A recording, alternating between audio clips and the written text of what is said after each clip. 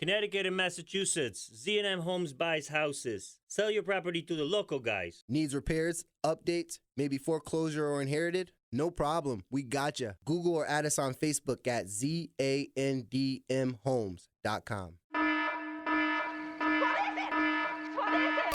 It's Baxy's Musical Podcast.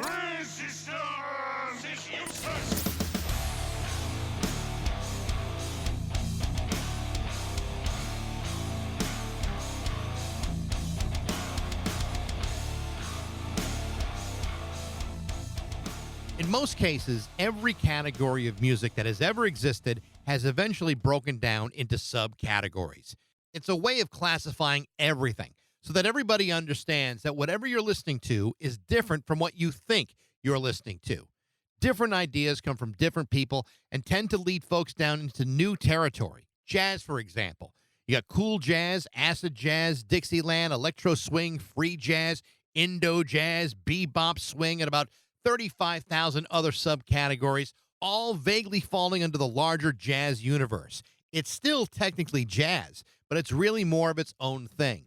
Same with rock, country, classical, hip-hop, you name it, somebody along the way has tried to fiddle with it. For the purposes of today's episode, reggae has been no different. You have mento, ska, rocksteady, roots reggae, dancehall, ragamuffin, rockers, and reggae fusion.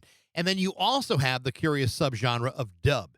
Dub was an electric subgenre of reggae that came out in the 60s and 70s in which previously recorded material was remixed to include additional rhythms, instrumentations, and vocals. Some of the earlier pioneers of dub included the late Lee Scratch Perry, Errol Thompson, and Big Tubby Ruddock. And ever since, dub has been extremely popular, not just in Jamaica, but also in the UK, where disc jockeys used to mix dub music just to fill in the gaps between punk singles in the mid-1970s. Recently, though, dub has been taken to a new level by the New York-based Easy Star Records.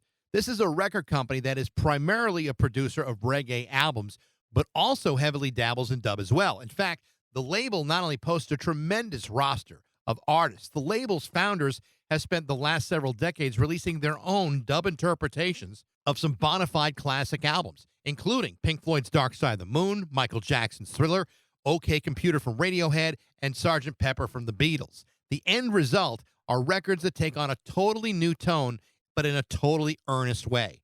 Their latest effort is an exceptional dub treatment of David Bowie's Ziggy Stardust, called Ziggy Stardub and the Spiders from Mars. With there being so much additional attention being put on to David Bowie this year, this episode couldn't have come at a better time. And the album is loaded with some exceptional guests like Steel Pulse, Macy Gray, Fishbone, Maxi Priest, Alex Lifeson of Rush, and many more. Easy Star Records is one of, if not the most successful U.S.-based reggae record labels in the world. And Michael Goldwasser is the founder of Easy Star Records. He's not only the owner, he's a songwriter, a producer, and he's the driving force behind the label's house band, the Easy Star All-Stars. This is my interview with Michael Goldwasser from Easy Star Records on Baxy's Musical Podcast.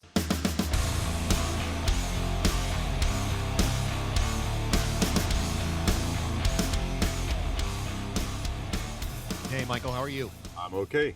Good to see you. Yeah, I can hear you. I can see you doing fine. Okay, great. Good to have you. Yeah, thanks for having me. I have no idea really what we're going to talk about, so it's always the best kind of interview. Well, there you go. I won't throw too many hardballs or unexpected questions. All good. The timing on this for me could not be more perfect. The David Bowie World Fan Convention just wrapped up a couple of weeks ago. Yeah. And I've been on this pretty intense deep dive on David Bowie-related interviews. So, like I said, the timing could not be more perfect. Into the Ziggy Stardust record, I did want to ask you a couple questions about Easy Star Records, because I think it's really interesting. It's a label that you started with a couple of friends back, I think, like 27 years ago. None of you really had a whole lot of experience in running a record company or an independent label. Tell me how that all started. Sure. Well, first of all, none of us had any experience running a record label. But I was at least I was a musician and a fledgling producer, so I understood that side of things. But how did it all start was that I've been a reggae fan for a really long time, since I was, let's say, a young teenager, and I became friends with two people who would go on to become my partners, Rami Gerstein and Eric Smith, in high school.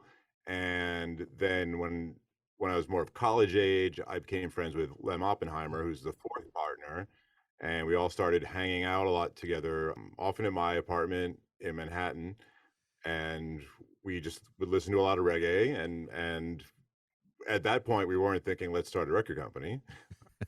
But as we were going to reggae shows and always listening to whatever the latest stuff was, and we just felt like a lot of the stuff coming out of Jamaica was strictly digital and more dance hall oriented. And now we all like dance hall, but we didn't think that should be the only option coming out of Jamaica. And all the US reggae we were hearing were just like white guys with dreadlocks singing Bob Marley songs, or like bad knockoffs of Bob Marley songs. So we're like, wow, is that what's coming out in 1995 in the world of reggae? Is that the best we could do? So we're like, well, why don't we just try to make some records that sound like the way we like them? And we started a record label to do that. That's pretty bold. That would be like being in a high school biology class, then telling your friends, let's all be brain surgeons. I mean, it's like, it's a pretty big leap to go from being just a fan to being, all right, we're going to be record executives now. Yeah, well, I don't think we were thinking of ourselves as record executives. And even though now, we are, but I don't think of myself that way. We were just four guys who really loved the music and thought we could maybe do something with it to help everybody. And me being a writer and a musician and a producer, it was a great chance for me. I love a lot of different kinds of music, but I love reggae, and I thought, this would be a good chance for me to just lay down a lot of reggae and see what happens. So Over the years, you guys have become pretty successful. I think you've held over a dozen or more records in the Billboard reggae charts. You've worked with some real big names in the genre, and a lot of up and coming artists as well. Tell me a little bit about that. I mean, obviously, with guys who have been playing this music for a long period of time, and then with kids who are really just discovering it and embracing it on their own. Tell me about the difference between the two. Is it just purely about the music, or is it something deeper and more soulful? well, I mean, it's really about, like, there's the older guys. They've just been in it a lot longer and have seen a lot more, and especially the ones that came up, say, in Jamaica or New York, over when reggae was coming to prominence, or London. Whereas the younger guys don't have that perspective. They just don't Yeah. have the years of knowledge. One of the things that's true of any genre of music, and not to classify everything, but since we're talking about reggae, it is a specific genre. What tends to happen over time is any genre tends to fractionalize into a series of sub genres. You mentioned dance hall; it's a perfectly good example. Reggae's had dance hall and ska and rock steady, and then there's dub. And I think for Americans, while they may not be able to identify what dub is, it is a very creative offshoot of reggae, maybe one of the more creative ones. Tell me about how you would describe someone who may not be able to necessarily differentiate between dub and reggae, or is there really a distinction between the two? Well, yes, I believe that there is, but as you were saying, with all these subgenres, dub is a subgenre of reggae. There are people who make quote unquote dub music now that don't have any reggae elements to it. Right. And they might say, oh, dub doesn't have to be reggae, which is true, I guess, except that I think everyone needs to recognize that dub comes from reggae. And that's, I mean, unless the guys in Jamaica were copying some other form of music, but I really don't think so. I think the whole idea of doing it was born partially out of amazing creativity. I'd say there's three components: creativity, technology, the effects they use and the boards that they were using, which without the creativity doesn't mean much. And then also the economics of it all. I think a lot of these producers wanted to be able to create quick alternate versions that would work on their own, and that's increasing their recorded output of their label without having to pay a whole other set of musicians or pay another artist. There's also an interesting history out of the UK when it comes to dub, too, because when punk started to come out in 76 and 77, there simply weren't enough songs to go around for radio stations to play. And so what basically happened is you had disc jockeys, guys like, Don Letts, for example, who would play reggae songs, but then to expand their playlist would basically create dub versions of songs to really just fill up the space. And those versions became every bit as popular and every bit as much of the culture back then as any punk song by the Clash or the Sex Pistols. Is every bit as important. Yeah, it's pretty amazing, and I think it goes to show that reggae, dub, all genres of music can function as a way to break down barriers, and bring people together. It just doesn't always happen, but I think that's part of the beauty of the history of music. Especially just for example, the United States. A lot of clubs and venues were completely segregated in the 50s, even into the 60s, and until popular tastes of all these white American kids listening to R&B or what would become rock and roll, and then wanting to go to these same shows that the African American kids would go to, and then at one point they're like, we're not going to be segregated anymore. They actually Yeah. just desegregated themselves in the club. There's nothing the police could do, and then it just became more of the norm. So like music so directly affected how people interact in the history of this country that we're in right now. So I can't remember exactly where I was going with this, but I mean, it's just the power of music. That's what Yeah. it is. It's interesting though because you've also, I mean, you've worked with more than just reggae artists. There are other, maybe more mainstream artists that have wanted their music remixed. Kelly Clarkson, Jason Mraz, even Yoko Ono for that matter has had your label remix their music. Tell me about that and how involved do those artists get in that process? Generally not very involved. Yeah, right. No, I mean, they might give a clue as to what they're hoping for, and then after you do it, they might have some feedback, often which is not unexpected, and it's usually pretty sensible. It's not generally artists coming up with frivolous reasons to make you do a revision. Yeah. And then that's probably the only time I'm hearing from the artist or their representatives, except no, sometimes they do actually write to me to thank me, which is nice. For the last 20 years or so, Easy Star Records have been producing your own albums and reinterpreting classic records, dub versions of Dark Side of the Moon. In fact, I think there are two versions of it, Dub Side of the Moon and Dubber Side of the Moon. Radiohead, Sgt. Pepper, Michael Jackson's Thriller. How did the Easy Star All-Star project start? Well, the Easy Star All Stars actually predate that whole series. When I started recording my original compositions in the nascent days of Easy Star Records, I would use a different group of musicians each session based on maybe the artist, or maybe the artist would sometimes want to bring his or her own musicians. So the house band was lots of different people were passing through it, and we thought, what we should call this band something. Even in the beginnings of the company, we understood the value of branding, so we thought, let's put Easy Star in the name. And then now what do we do with it? Well, it's an all-star cast of all the best reggae musicians in New York who are on all these different sessions. So we call it Easy Star All Stars, which has turned out to be confusing for some people, and we get called the Easy All Stars, the Easy Dub All Stars, but it's Easy Star All Stars no matter what. So that was like, I guess our first recordings were in 1997.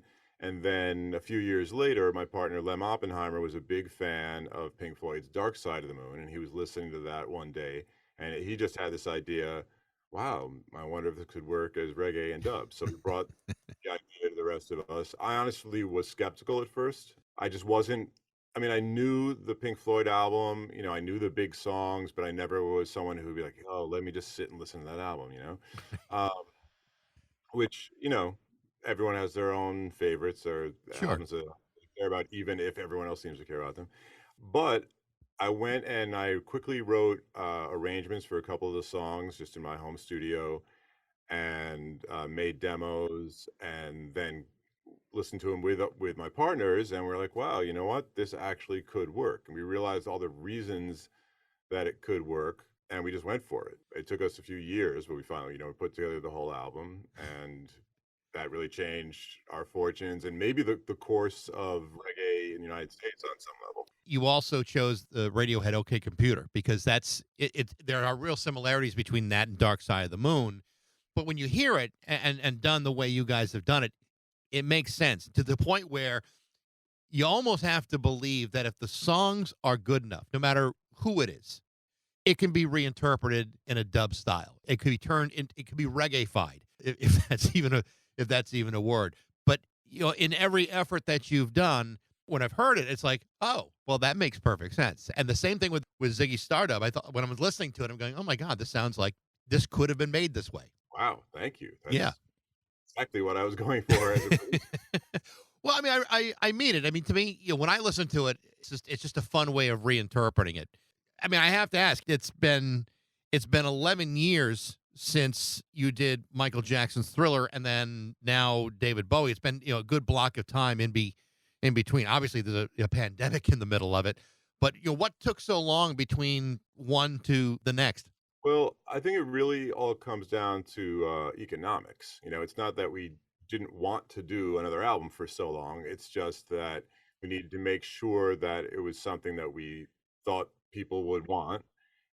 And then for me personally, I don't make a whole lot of money from my record label. So I produce other stuff for other people, which is great. And it actually helps Easy Star when my name gets out there. All those remixes are just me, but I call them me with Easy Star All Stars, right, to pay attention to the band.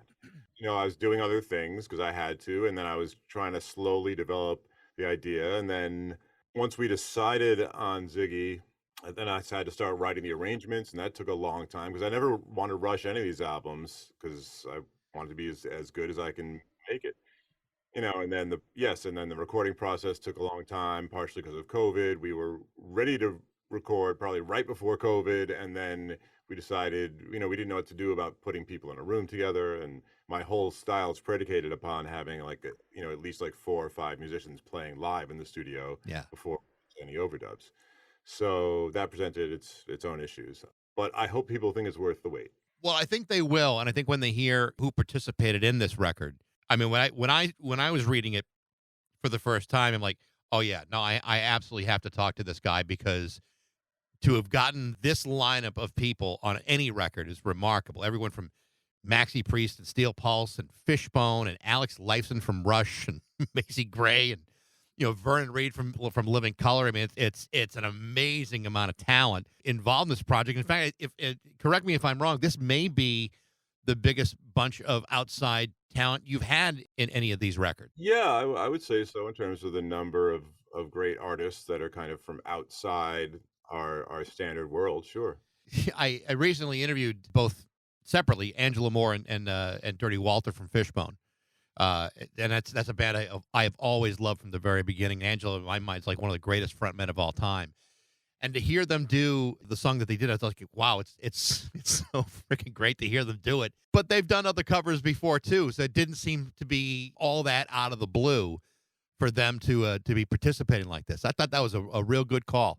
Well, thank you. Fishbone has been one of my favorite bands since their very beginning.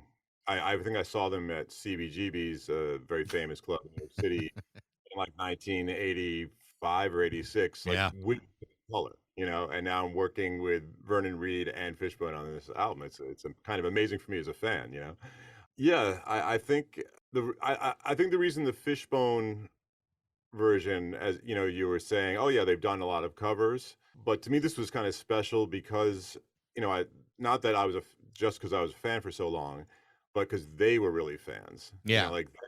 Chris, one of the two singers, Chris Dowd, he was a huge Bowie fan, and then he turned Angelo on to David Bowie, and now Angelo is this big David Bowie fan who even tours doing David Bowie stuff. I was going to say that he was part of a Bowie tour that had Adrian Belew, and I think Jerry Harrison was involved in it. It was a really cool thing, and to see Angelo a part of that, I've never seen a guy whip up a crowd more than Angelo Moore. Like you, I've seen them a whole bunch of times.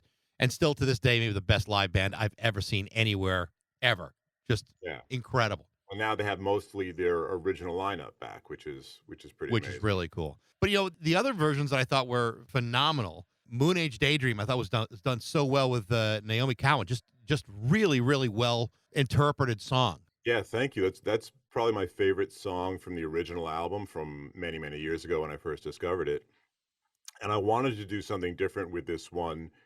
Like the original one is kind of based on its guitar power chords, for the very beginning of the song, and it's just very aggressive and in your face. And I wanted to do something that was more could still be, have an attitude, but I wanted to be more laid back and less in your face and more just steady and hypnotic. Like to take something angular like David Bowie's original version and instead make it into something more smooth. I guess that's what Yeah. I was thinking. The album opens up with 5 years, the original version, and this one does too. And you come out swinging with Steel Pulse. I mean, God, you talk about just a legendary reggae band. Steel Pulse couldn't have been a better choice for this first song on the record.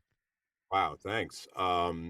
Yeah, I've also been a huge Steel Pulse fan for about as long as I've been a Fishbone fan, and I still remember seeing Steel Pulse live, in the '80s, and just they were amazing then. They're still amazing, and David Hines, their lead singer, has such a distinctive voice. Yeah.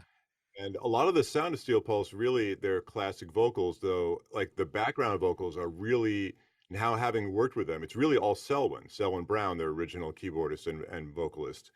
He does an amazing job between him and David of just making the classic Steel Pulse sound on everything they do. So yeah, I wanted an iconic voice like David's because Bowie is such an icon. And yeah, it took a little while for him to get it because the original is in 3/4 time and I put it into 4/4 time, so the phrasing and the melody is very different.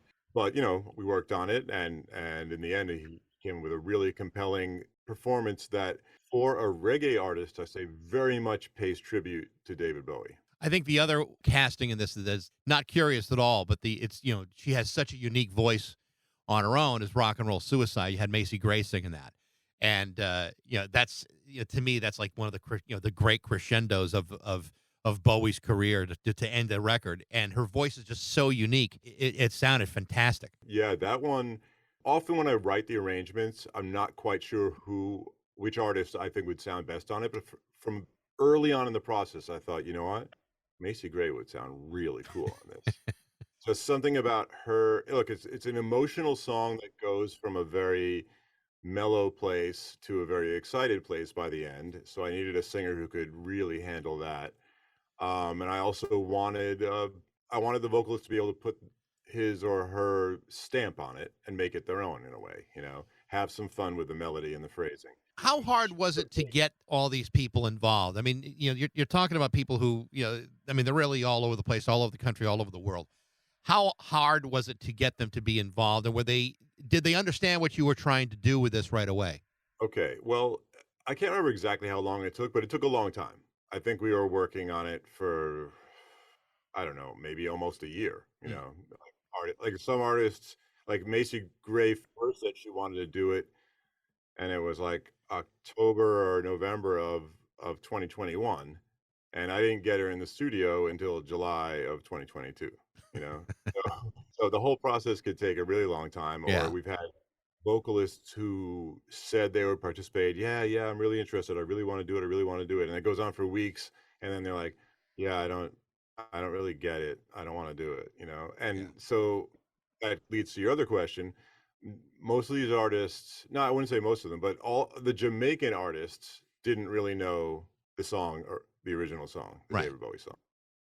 Certainly Fishbone did, and Kirsty Rock knew All the Young Dudes, which we did as a bonus track. Yeah, in fact, Maxi Priest told me something interesting. He told me that in the 70s, in growing up in London, that he and his friends, who were all of Caribbean descent, they kind of decided, you know what?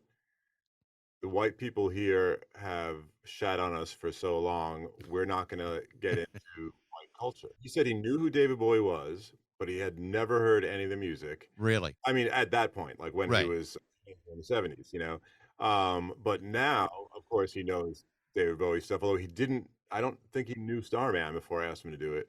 And he just seemed to have a lot of respect for David Bowie. And interestingly, to me at least, Freddie McGregor, who's not on the album, but who I'm friendly with, he told me when I was telling him about the project he said immediately, like, "Oh yeah, I love David Bowie." And I was a little surprised, but then he's like, "Yeah, I don't really know so much of his music, but he stood up for having black artists on MTV when no one else would." Obviously, if Freddie McGregor knows about that, then I think a lot of other people in Jamaica might, or other artists, but I think it's pretty cool that Bowie was able to at least start the conversation. Obviously everything is just dictated by profit, and once they're like, hey, if we don't put Michael Jackson on MTV, we're Right. screwed.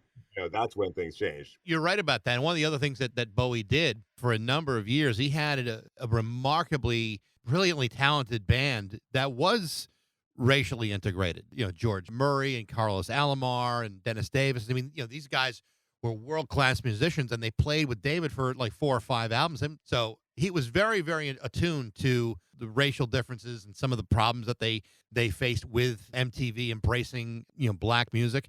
David Bowie really was. I mean, like you say, very important in that regard.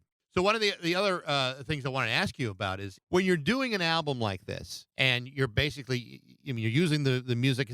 Are there any licensing issues with you doing these? Do you have to get permission to reimagine these songs? How is that? How does that work out? Well, it's pretty simple. First of all, no one, to my knowledge, has determined whether we have to request a license or not for the publishing, for the intellectual property that's the song. And it's because there's something called a compulsory mechanical license. I'm sorry if this is too technical, but so anyone who's covering a song could get this license that as long as they pay the royalties, the proper royalties to the publisher, then they have permission to do the song. You don't have to like have written request to the actual writers. But there's a gray area. It says you can do that, but only if it doesn't make a fundamental change to the composition. But then no one has ever defined what a fundamental. I was going to say, how do you decipher that? Right. So to protect ourselves, we thought, okay, let's do everything above board. Let's contact the publishers and get an actual license, see what they're interested in terms of some publishers will let us add some lyrics or change a lyric here and there. Some will not. Let's find out now and not after we've recorded everything. Right. So we always do everything above board. We work with the publishers to get those rights in order to just cover the music in the sense of a master recording. We don't have to have any special rights from that, but we have to ask permission from the artist or their management or their estate to use, say, their likeness in a certain way or the likeness of an album. Like we couldn't have made our version of Dub Side of the Moon. We weren't allowed to use the prism and the pyramid idea at all. So they have the right to that, for trademark law. So we do ask for permission. We get the proper license. And that's maybe one of the reasons why we've been able to do this successfully. Obviously, you're focused on this record for the moment. Do you have in your mind like a short list of albums that you would love to do, to love to reinterpret? Yeah, definitely. But I can't share them with people. I want them to be surprised. I know that many years ago there was a band, Led Zeppelin, that did a reggae version of Led Zeppelin songs with an Elvis impersonator. It's like one of the most bizarre concepts ever, but it worked. They really did a great job of it. I can see it, in many ways. I can see how, like I said before, if the song is good, it can be interpreted that way. And like Led Zeppelin music would be one that I could see. All right, that might be one that would work. Well, look, I meant to address this when you brought up that concept the first time, that if a song is good, then it could be good as reggae. Like any song could work as reggae, but Yeah. the problem is, most people who have done that haven't done, I think, a great job.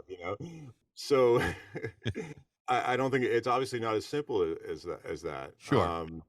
And also what Easy Star does is we're not thinking so much just about songs. We're thinking about entire albums, and that I think has set us apart. Most labels don't attempt that, to take an entire album and redo it in a different genre. So we kind of always stuck to that. And it's not just about like, oh, any old song could work. You have to find a whole album where every song can work.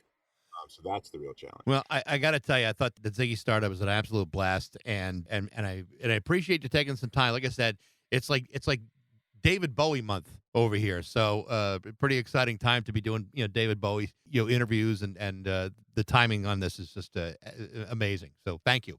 I appreciate it. Oh, my pleasure. Thank you very much. Absolutely. Best of luck with this record, Michael. I hope things do real well for you and the label. Thank you.